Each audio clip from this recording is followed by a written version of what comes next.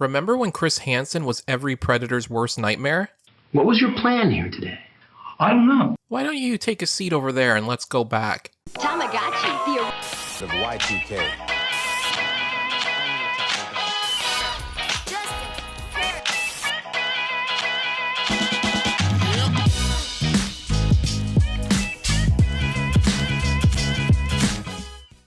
I've covered a lot of 90s television on this channel, and I wanted to look back at some of the early 2000s shows.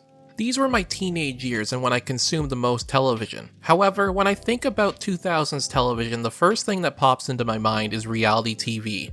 I'm fairly certain, like many people, I first dipped my toes into reality television with Survivor. It was my gateway drug that led to a life of Big Brother, Dog the Bounty Hunter, American Idol, and The Surreal Life, to name a few. True trash TV, and I say that lovingly. There were too many reality shows after a while, and I miss many of them. And because of that, I wanted to revisit some of these shows by having you choose your favorite reality show episodes, whether I'd seen them or not. It would give me a chance to get a peek at some of these shows I missed without the commitment of watching an entire series.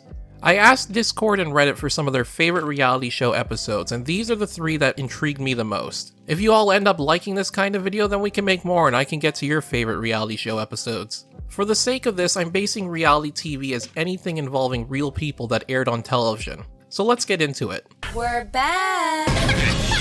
The first episode I watched was from The Simple Life. This was a show I was well aware of, but never watched a single episode of. The Simple Life followed around Paris Hilton and Nicole Richie as they went from riches to rags and sort of turning the working class into a novelty for their financial gain. If you don't know who Paris Hilton and Nicole Richie are, well, I will keep it quick because we could really go down a rabbit hole with these two. Paris is the heiress to the Hilton Hotel fortune, and Nicole Richie is the daughter of Lionel Richie.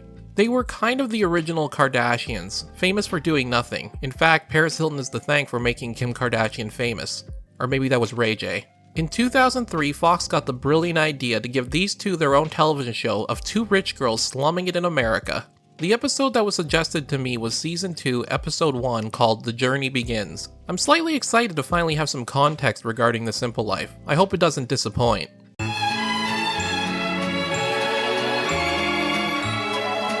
The episode begins with a compilation of the girls saying they're back and who they are. We see them living the life of luxury, and Paris's chihuahua here getting a massage. Which honestly, I love the show already just for this clip. That dog is living a better life than most of us. Here's what I didn't know about the show. I just assumed they dropped the girls off at a farm, but no, there is a real, and I say real with quotation marks, a real challenge here. They have to drive themselves from Miami Beach to Beverly Hills with no money, no credit cards, and just this pickup truck with a trailer attached to it. Damn, if that's their idea of slumming it, sign me up. I would love to have that for camping, and I don't care if it's pink. I'd make it my power move. Before they leave, they go shopping one last time for everything they think they will need, which is just clothes. Then we get an enthusiastic line delivery from Paris Hilton. I've got the cars here. Her delivery reminds me of the voice acting in NBA 2K15. That a young buck like you could actually do the right thing and avoid getting his sorry butt kicked out the game. They get in the truck, hand over their money, which apparently rich people just carry their money in crumpled up wads. Definitely not crumpled up so it's more visually appealing to the camera, and they're off. Their first roadblock is an actual roadblock when they come to a toll booth without any money. However, will these 2 pretty white girls ever get through that toll booth? They just ask some guys for 75 cents but get $5 instead, immediately after they discuss the ugly people in their classes growing up, as the elite do. And he really, now that I'm thinking about it, he really wasn't that ugly, I feel like. We had a lot uglier people in our class. They get interrupted when they realize they're running out of gas. Again, you may be wondering how these girls will ever get gas money, because the gas station owner is not having any of it. Don't worry, a parade of people give their money to them so they can get gas. The entire show has been boring so far. All I have to hold on to is the memories of that chihuahua getting a massage. Was that the peak of this episode? They arrive at their first scheduled job at Baton Ranch in Florida, where Travis and Grandpa are very excited about having women there. They're, beautiful women, and who wouldn't want them around? Oh yeah.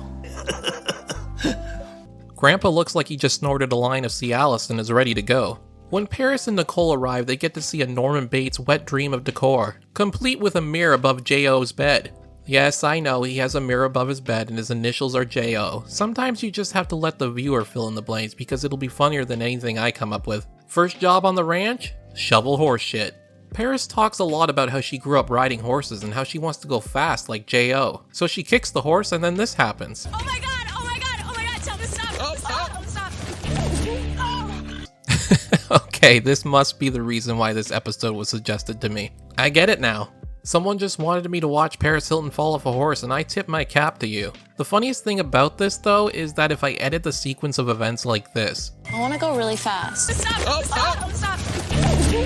It went too fast. They airlift her to hospital because it's Paris Hilton and I'm sure the filming insurance for these two are insane. She's fine, by the way. They return to the ranch but don't do any work. J.O. takes them for ice cream and to feed these monkeys who badly want to rip their faces off. And they also nickname J.O. Dirty Daddy and they ask him to model bottomless chaps with nothing else on, which he obliges. And that's how the episode ends, with J.O. being the butt end of their jokes. See what I did there? That is really hot. Thanks, Paris. My final thoughts on The Simple Life based on this particular episode is that it wasn't for me back then and it still isn't for me now. However, Paris falling off the horse and the Chihuahua massage made it worth the 22 minutes.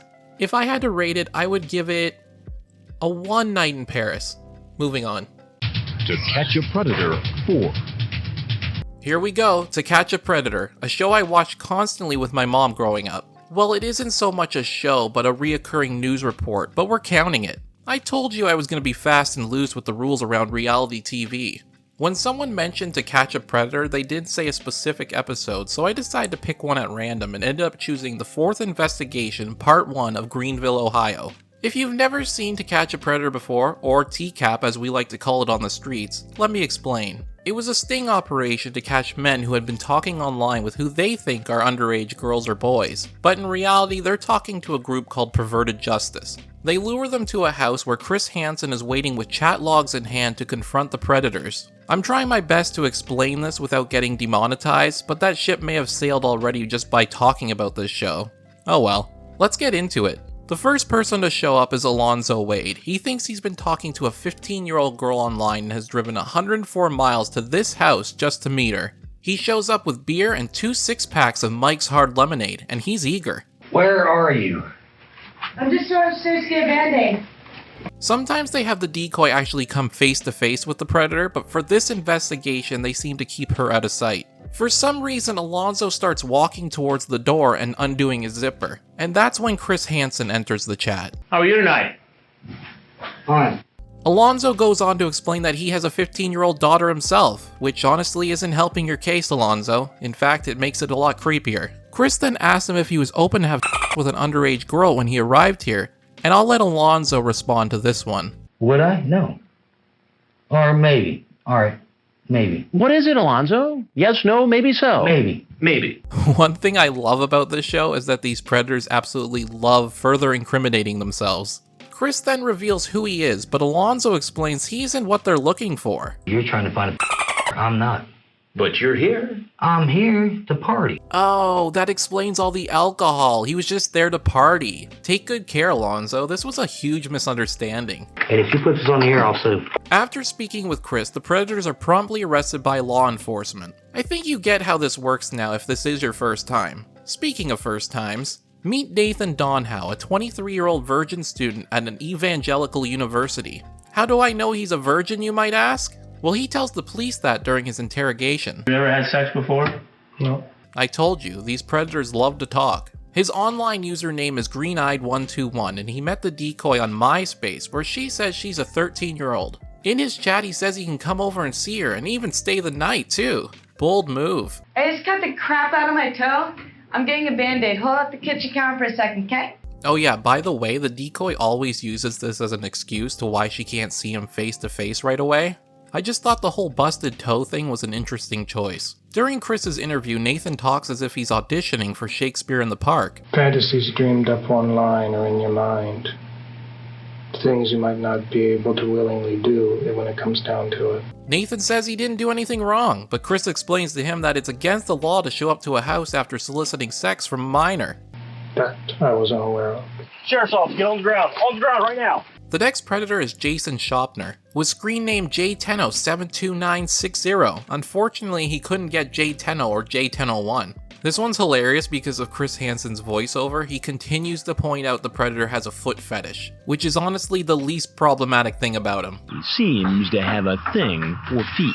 The man with the apparent foot fetish is the 21-year-old paramedic who has a thing for feet. This is the 21-year-old paramedic with the apparent foot fetish. Want me to rub your feet? No, okay, alright.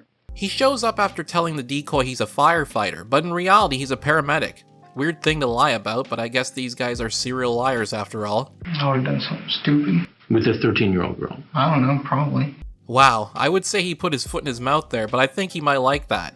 Sorry, I'm letting the Chris Hansen zingers rub off on me, it won't happen again. When Chris tells him he's on television, Jason tries to hide his face from the camera, but also refuses to leave the house. If I were Chris, I would have told him it's easy to do. All you have to do is... put one foot in front of the other. Who am I kidding? I'm not above these kind of jokes. Next up is probably my favorite Predator of the episode. Please don't take that out of context. Where are you at? I have to go change out of my clothes, okay? Okay. Nice of you to wear a clean shirt. Also, the mustache is a choice. I couldn't stop thinking it was a wannabe John Waters mustache, and he can't even get the creep mustache right. This is Tim Isaac, username parkandride_469. Nice. He's 42 years old and thinks he's been speaking with a 15-year-old girl. By the way, on this show, they do show their chat logs and discuss them throughout the episode. I just haven't been fully including them because they're a little too much for YouTube. It was okay to air on national television, but YouTube might break if I upload it. Chris startles him and his brain goes into reset and he starts to small talk. It's a little late to be prowling around these parts, huh? Yeah, it is, isn't it? These predators give the same excuses every time they're caught. You could turn this show into a drinking game. Take a shot anytime a predator says they're only here to make friends. Take a shot anytime a predator says they're just lonely. And take a shot every time the predator says they always have condoms on them. By the end of the episode, you'll be like, back, he stumbles off the porch. Back to Tim, who's making faces like he's in a Tim Robinson sketch. Later on during the police interview, Tim begs them to believe him. Well, I'd like for you to think the better half of me, but you got what you got there and it doesn't look good on me. You expect me to believe that? Yes, Tim, because you've done nothing else but prove you're a stand-up guy. Two guys we're gonna skip right over since the episode does as well is Navut Ozkan, who really knows he's in trouble. He knows. Get it? Anyway, and this Jersey Shore reject. Do you know how bad you have to be rejected from Jersey Shore? This guy looks like he went into the tanning salon and when they asked him what level he wanted, he said all of them. Goodboy1330, aka Josh Tuttle, has an online photo that looks like he went to a Sugar Ray concert and it changed his life. However, when he shows up, he looks nothing like his photo. He looks sort of familiar to me, but I couldn't put my finger on it. He sort of looks like if Taron Egerton was left in the washer for too long. Did you bring the rum? No. I'll explain when you get down. Damn it, Josh, you had one job to do and you f***ed that up. You're never gonna impress a 13-year-old girl like that. By the way, check out his jump scare. Well, why don't you explain it to me?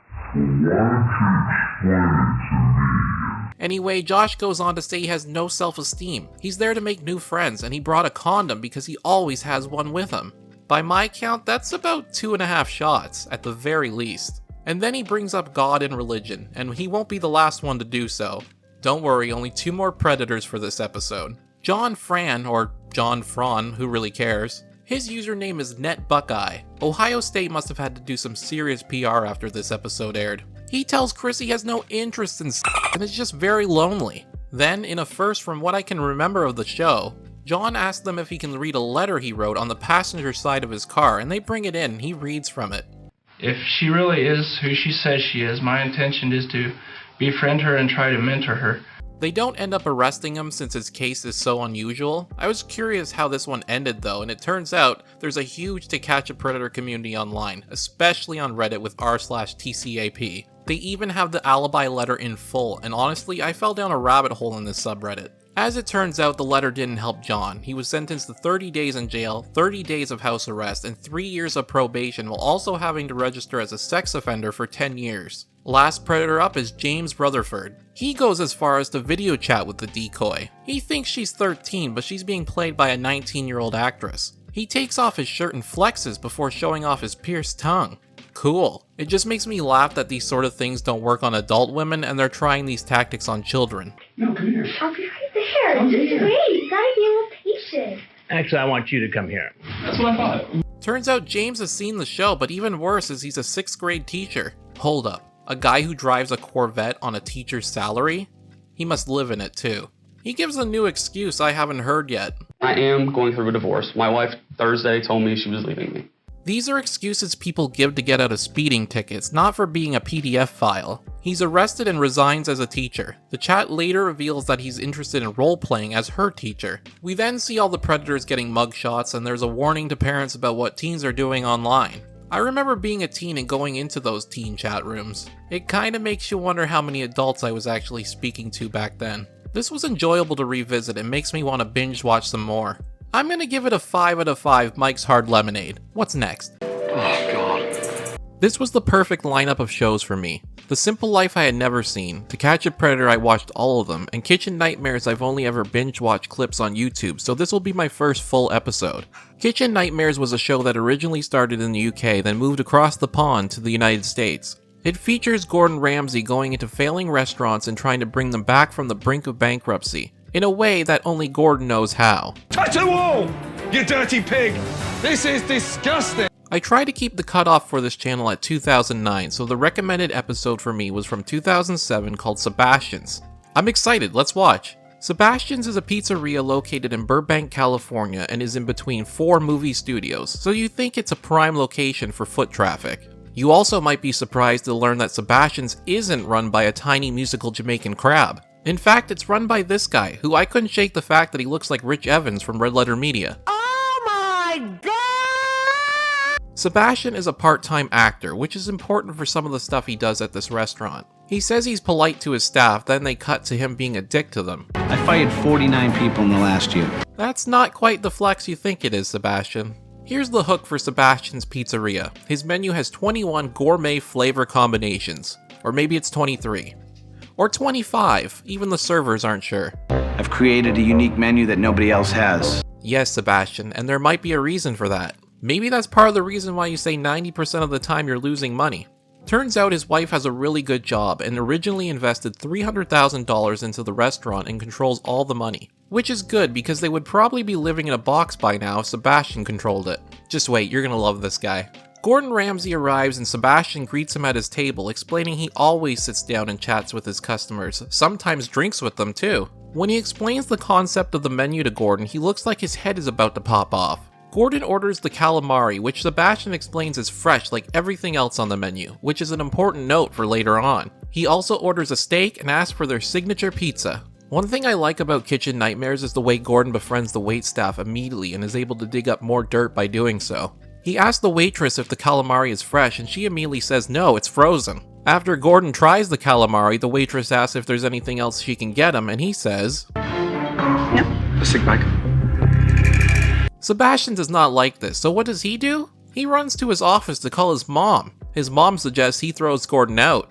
The steak comes and it doesn't look appetizing at all, and he says it's dry and under-seasoned. Then the signature pizza comes out, the Popeye. Turns out the pizza is watery, which doesn't make sense since they have 2 wood-fire stoves running. Oh, I nearly forgot. Sebastian asks his waitress to serve the food by saying, like mother would say, and then shout, manja. And it's about as awkward as you'd expect. And as Sebastian's mother would say, manja. Afterwards, Gordon confronts Sebastian about lying about the calamari. He goes on to say everything else in the restaurant is fresh. Well, except for the pizza dough, that comes flash frozen. We get the first glimpse of Sebastian being delusional because he tells Gordon that soon his pizzas will be so famous they'll be in supermarkets all around the country. We got a regular Paul Newman over here. What on earth is going on in his up delusional mind? Sebastian argues back saying that the pizzeria's specialty isn't their pizza. It is the unique menu he has created of different combinations. And then Gordon points out that must be why there's a line out the door every day. I don't know why my business isn't there. There's so much here to unpack, I need to keep things moving though. Sebastian has this thing where he continues to think he won an argument and he raises his arms in the air shouting, "I think I just won that one," and starts high-fiving people. Gordon comes back to tell him he's delusional, to which Sebastian returns to the kitchen once again like this. Woo! I think I won that one. It's time for Gordon to observe dinner service, which he watches the waitress struggle to explain the menu, and even take as long as 20 minutes to explain it. When Gordon spots one of the cooks deep frying a frozen portobello mushroom, he decides to take a peek into the refrigerator, and wouldn't you know it, everything's frozen. Even the chili comes from a can. Sebastian takes over the kitchen after drinking with customers to impress Gordon Ramsay. He forces Lou out of her station, who seemingly had everything under control and is not only the heart of this restaurant but knows what she's doing. Remember how they have 2 wood fire ovens? Guess where Sebastian cooks his pizza? Order up! That's right, the pizzas are freshly baked in the microwave. Surely just how Mama used to make. After Sebastian finishes cooking his amazing pizza, he goes back to chilling and drinking with the customers. Despite the shit food, you may be wondering how they're losing so much money. Well, between kitchen mess-ups and Sebastian trying to look like a hotshot to movie industry folk, he spends the night compensating food. $300 worth of food to be exact. Gordon asks to have a word with him and makes him taste the frozen mashed potatoes. Sebastian agrees they aren't good, but he would rather send something out at half the quality if it means he's out there making the other guests happy. I mean, it's a restaurant after all, who would go there for food? It seems he's just using the restaurant as a way to network. The next day, Gordon says the plan for the restaurant is a new menu and Sebastian's is going to be known for one thing and one thing only: fresh wood fire pizza. I mean, he already has the ovens, why waste them? He brings in 2 expert pizza tossers to teach the staff how to toss pizza, and they catch on pretty quickly. Especially Lou, who's just an awesome person, the kind of employee you wish you had working at a restaurant. Sebastian isn't too happy about his menu being erased and whittled down to just pizza, steak, and wood-fire chicken. On day 3, the design team comes in to overhaul the look of the restaurant. They have a nicer interior and a cool outside area to eat. Gordon also gifts them a mixer to make fresh pizza dough, which Lou starts to get emotional. Now you've really got your work cut out, my darling, you know that? Okay, good. This happy moment is ruined because Sebastian is still not happy about the menu being tossed and complains that the new one isn't anything unique or special. I have a spoiler for you, Sebastian, neither are you. On to opening night. The relaunch is the night of the Academy Awards, so they theme the night appropriately, complete with a red carpet, and they are booked solid for the night.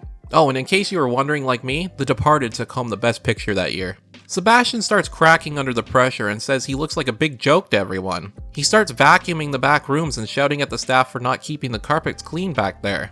But everyone else steps up. They're selling pizzas left and right, making money hand over fist for the night. Everything's going great as long as someone doesn't do something stupid.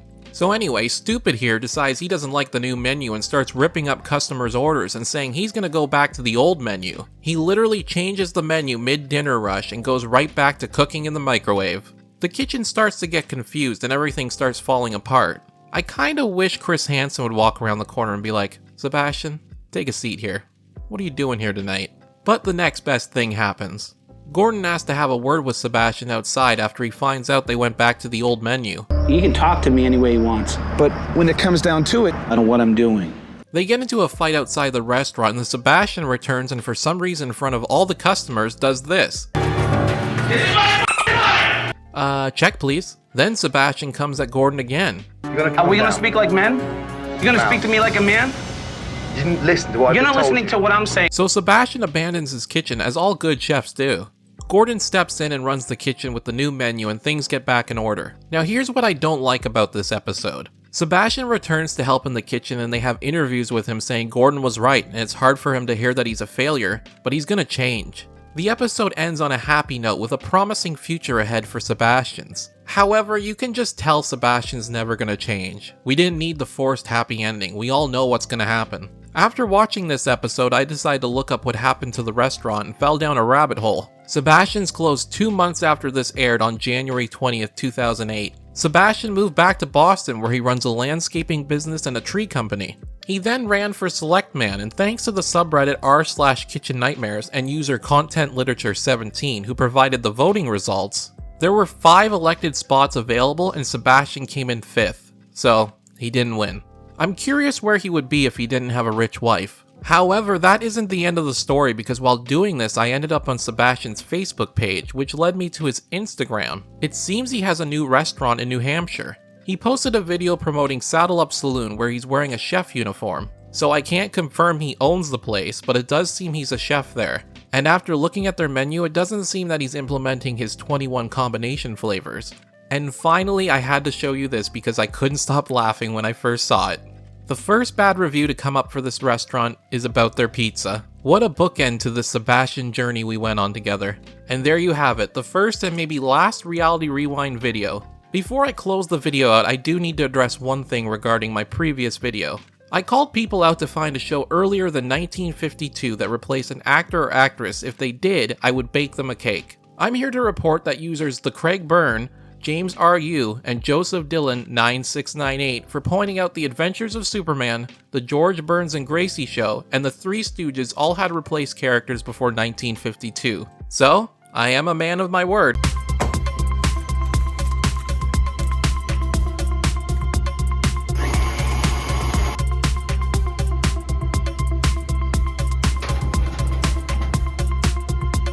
Okay, so we've all agreed that we're going to pretend that the top did not get stuck to the bottom, right?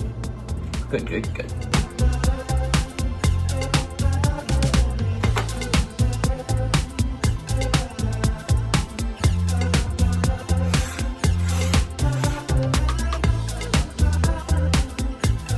I'm sorry you all didn't get a chance to enjoy it. It tasted better than it looked, I swear. If you liked this video, be sure to like and subscribe. Don't forget to join our free Discord community in the description below, and suggest more reality show episodes in case I do a future video. Just try to keep it as one singular episode, and preferably before 2010. And remember, every like this video receives will go to one back rub my dog will receive. Bye everyone.